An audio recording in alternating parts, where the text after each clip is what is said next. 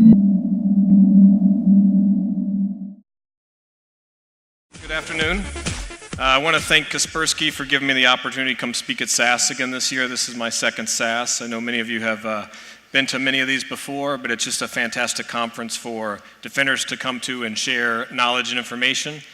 Last year, I spoke about, despite the doom and gloom that's in all the headlines of attacks, there were a set of defenders being very successful at defending their networks, and they were seeking to change the physics of defense. They did things like, instead of hoarding information about incidents, they shared information about actors and incidents because they were optimizing to learn. They understood that, yes, they have a list of assets to defend their network. They also see the attack graph that lives in their network, and they use concepts like full stack defense in how they defend their networks.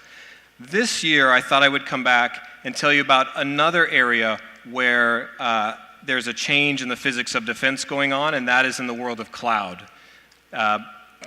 People are, while they may have some misgivings about moving to the cloud, the reality is that cloud provides a lot of opportunities for defense to do things that were not possible before. And I thought I would come and give you a Microsoft perspective on what the world of cyber means to a big cloud provider. I'm going to start with three big trends that are happening in the world that affect Microsoft and the cloud providers in the world of cyber. The first is that one that everybody here knows, and is the reason that we're here, which is the race by organizations, militaries, governments around the world to master the physics of cyberspace.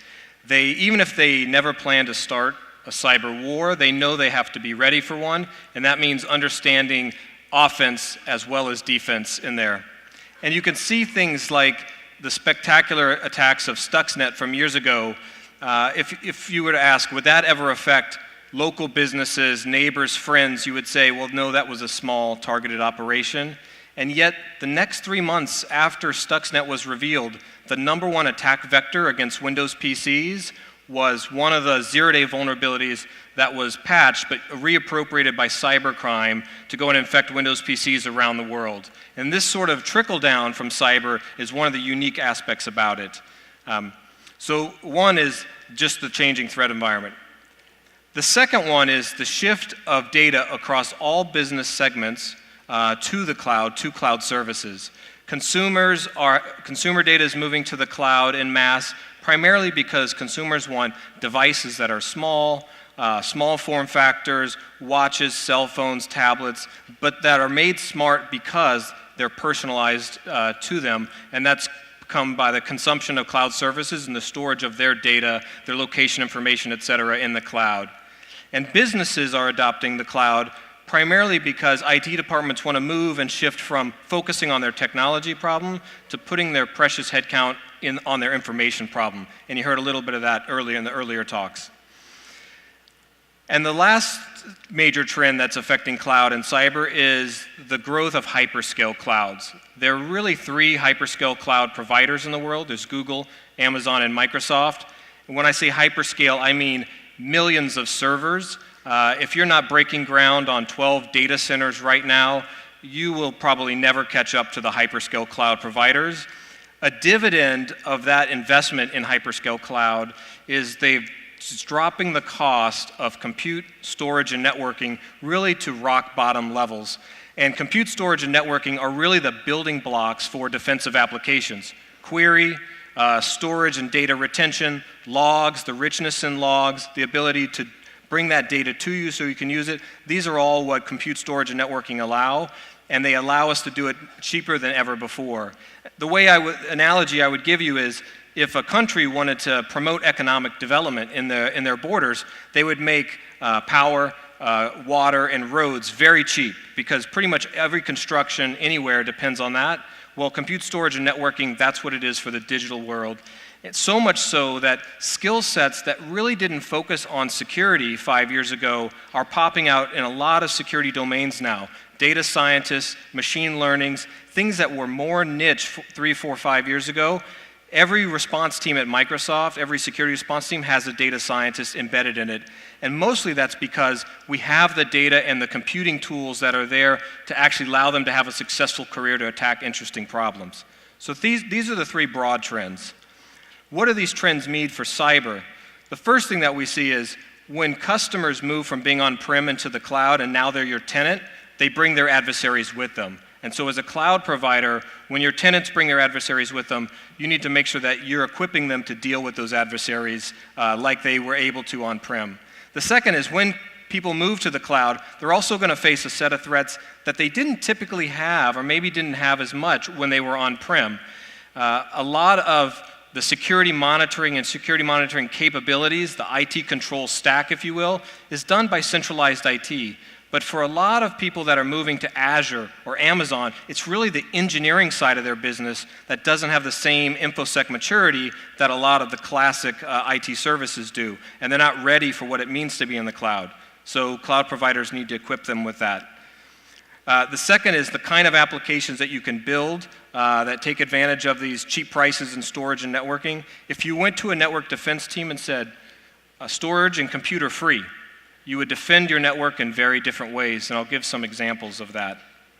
And the last is that by being in multiple cloud businesses, you can use the cloud to protect itself. I have some examples there.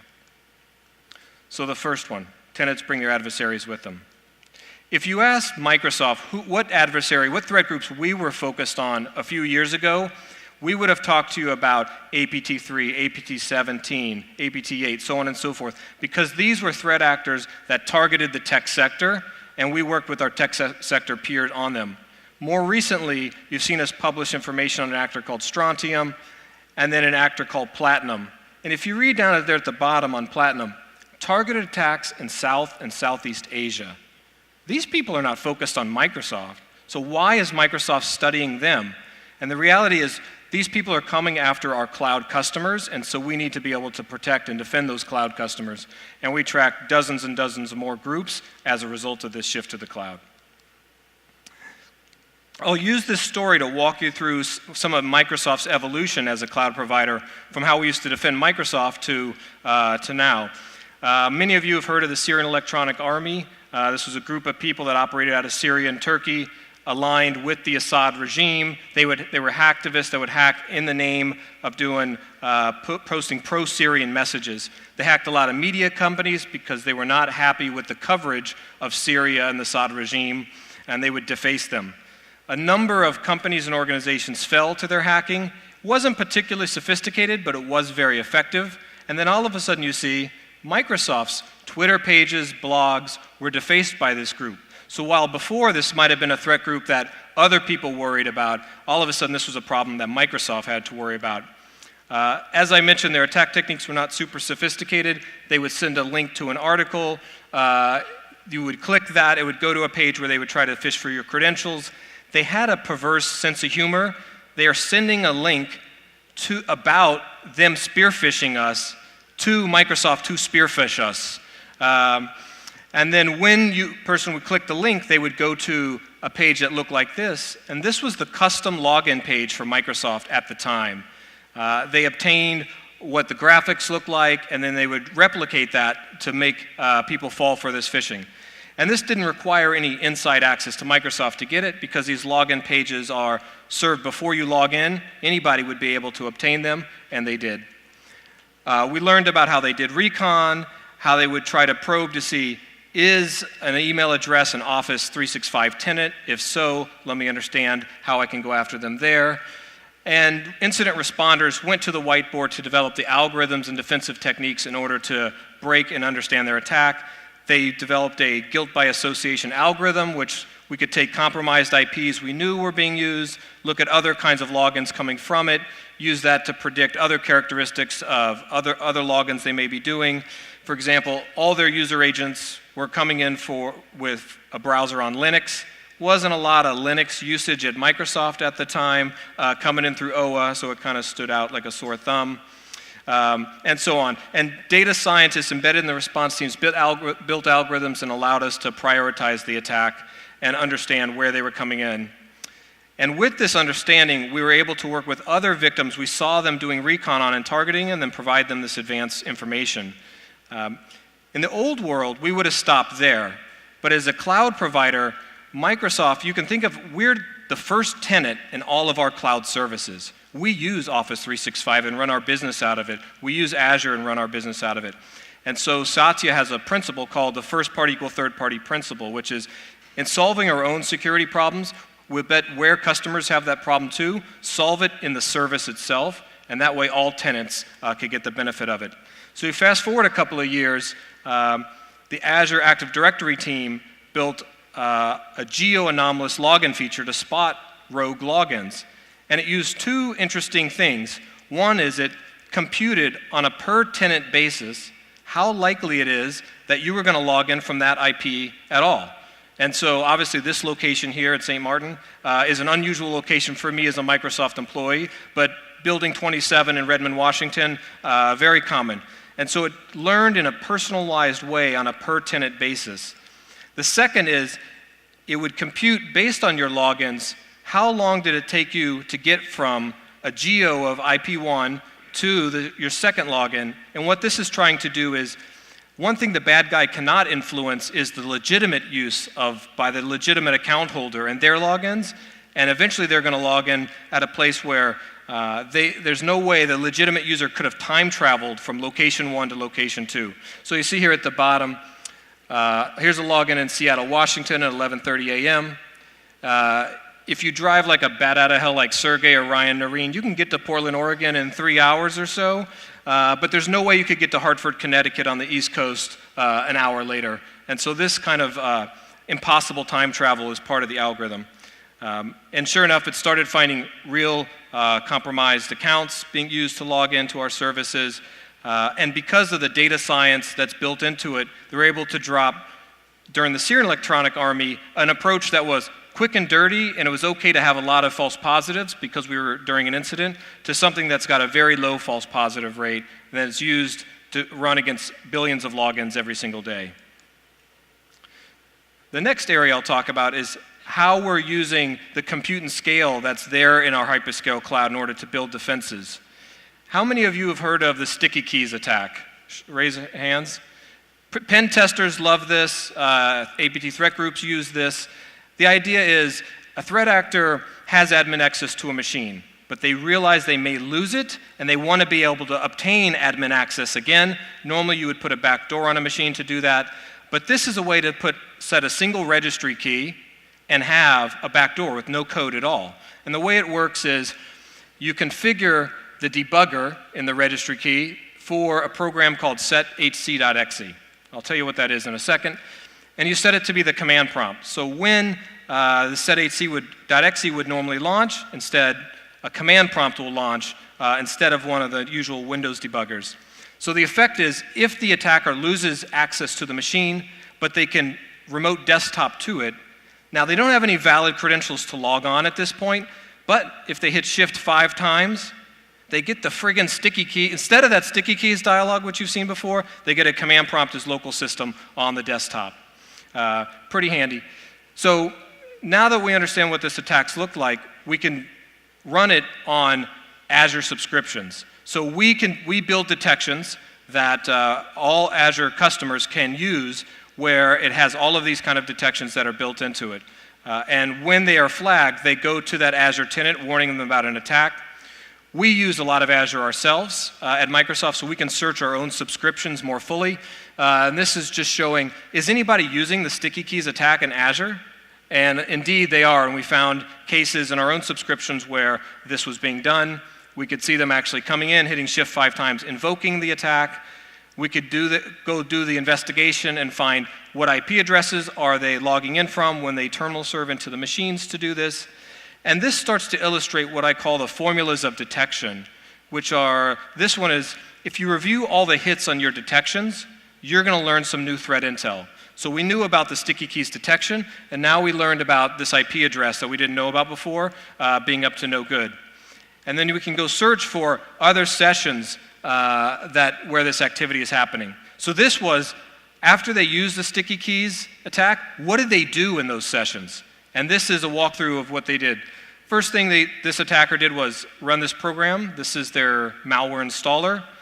The next thing, if you've ever logged into a Windows system before and it has a dialog pops up that says, only official use only, you have to be authorized. That is in a registry key that a customer can set. They didn't like that, so they delete all those legal notice registry keys. They create a bunch of backdoor admin accounts. You can see the names they choose, VMware, conversion, etc., trying to hide in plain sight with some of their backdoor admin accounts. And then they do what they're there for. This actor, he was a spammer, so he installs Turbo Mailer. He's got his 400,000 email addresses. Next thing he does is he installs Chrome. For some reason, these guys love to install Chrome on our Azure VMs. And they download an RDP brute forcing tool called DUBrute to brute force yet other machines to gather infrastructure for their operations. So each one of those, if we didn't know about that kind of attack or that kind of element of the attack chain, now we do, and we can build detections for each of those and put those out for our Azure customers. And you can kind of think of it as every time you get a hit on a detection, you can go do an investigation, and with the power of logs, walk backwards to find out how did the attack happen, learning about other pieces, piece by piece, or walk forwards to see what were their actions on intent and what they were doing when they were there. And I call this the Fibonacci model of being able to develop your detection arsenal, where one analytic, you run it and you get one hit. You investigate that. Now you find 3 more things to look for you didn't know about before.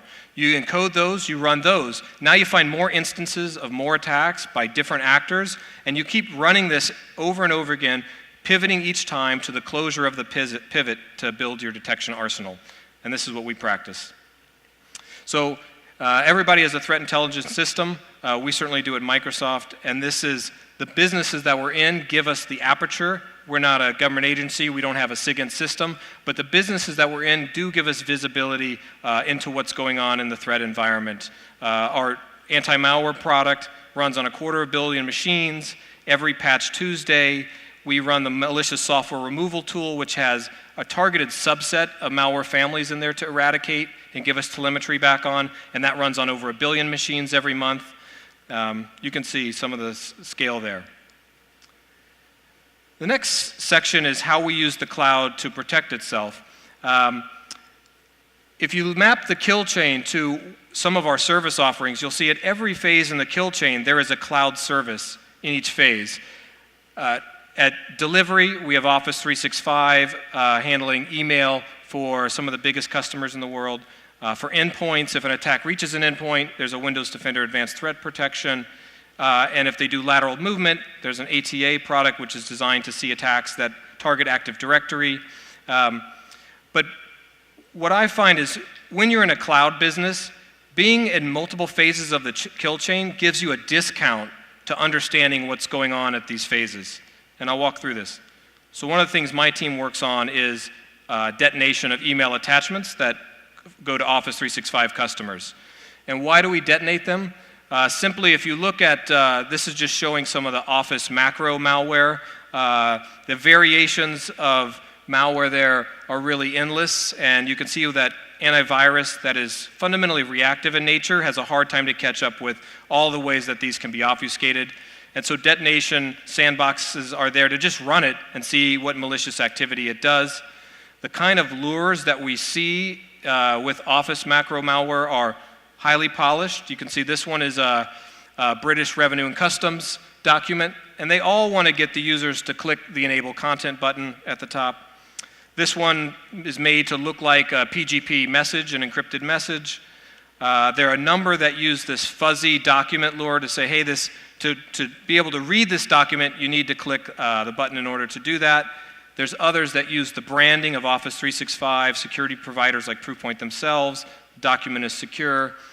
And then this one, there was a set that used a subpoena theme for courts in the US, Australia, UK, that said, you just got a subpoena, click the button to see what the subpoena is about. And if you're not in this threat space and you get one of these, you might want to click and see what the heck this document has in it.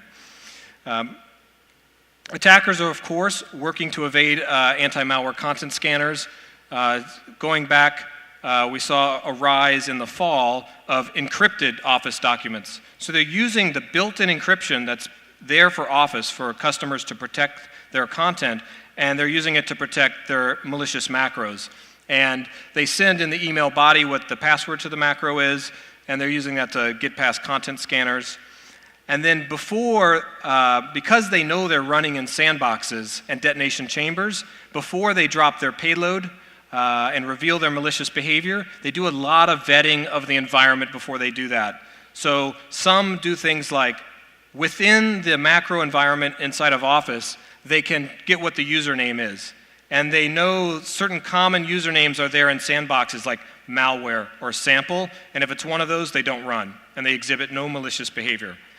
Another thing they do is check the count of the recently used file list in Word. If you don't have 10 or 15 files open, you're clearly not a legitimate end-user desktop, and so they check that.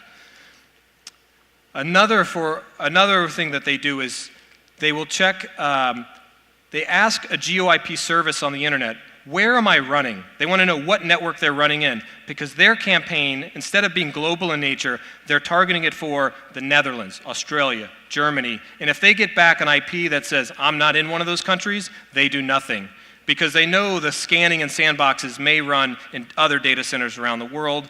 And indeed, they take the information about the IPs that they get back, and they have a blacklist of, if the IP says something that it's registered with anything with the word data center or Microsoft or FireEye, they're going to do no malicious behavior. Part of the reason that we do this is a campaign of malware. They may send 1 million email messages that once they know they can bypass antivirus. Signatures, eventually the anti-malware team gets cited on it and works on signatures, but by that time the email campaign is over. And sandboxes and detonation can fit in way earlier into the life cycle of the campaign, proactively determine it's malicious, start blocking it before signatures are eventually deployed and made available. But it's only possible to build solutions like this that run at cloud scale and offer them at an affordable price because of the investments that have been done into hyperscale clouds. And this is where the millions of servers and the investment in bandwidth and storage, that it makes introspection of a document attachment not only in one VM with Windows 7, but Windows 7, Windows 10, running different application suites to look and try to understand its malicious behavior. And look at it from a multi-point perspective. And then I'll give you this last example here. I thought is an interesting example of how one cloud service that seemingly has no relation can protect another. You can think of this as if Toys R Us signs up to be an Office customer, how that can protect a defense contractor using Azure. And the way that works is a common attack that's done on our Azure tenants is to repurpose those VMs to do things like sending spam. So if you can find VMs in Azure sending spam from legitimate customer subscriptions, the odds are it's compromised. We can build machine learning models about the metadata of the network traffic going out of Azure from VMs, what ports, what protocols, the size of packets, etc. But every machine learning person will tell you what they really need to build an effective algorithm are labels. Labels of what's good, labels of what's bad. Now, part of that spam traffic that is sent from compromised Azure customers comes right back to Office 365. And so we can measure, now we know the IP addresses that are coming from Azure that are definitely spam because Office has an anti-spam system, and that's the source of labels for this team. So this team has built an algorithm that runs by itself every day, learning from the anti-spam labeling that happens in Office 365, and that is a detection that is then run against Azure virtual machines to find compromised Azure tenants. Just one of the examples of being in the cloud, multiple cloud businesses gets you opportunity to find attacks in other ones, the kind of compute and scale to build these algorithms, and the kind of skill sets in terms of machine learning and data science that are now able to unlock their insights into the data because we have the data at scale. So I hope you got a sense of when you journey to the cloud, we realize that customers are going to bring their adversaries with them, and cloud providers need to focus on a wider variety of threat actors than maybe they focused on before, and that customers are not going to be used to some of the unique threats in the cloud, or they may not be the most mature part of customers moving to the cloud, and you need to build detections built in to protect them. And that these investments in hyperscale clouds are going to unlock new skill sets and new insights to be able to build new kind of defenses, and that the cloud can be there to go protect itself. And with that, I want to thank you for your time. I know I'm between you and lunch, so I look forward to the conversations. Thank all of you.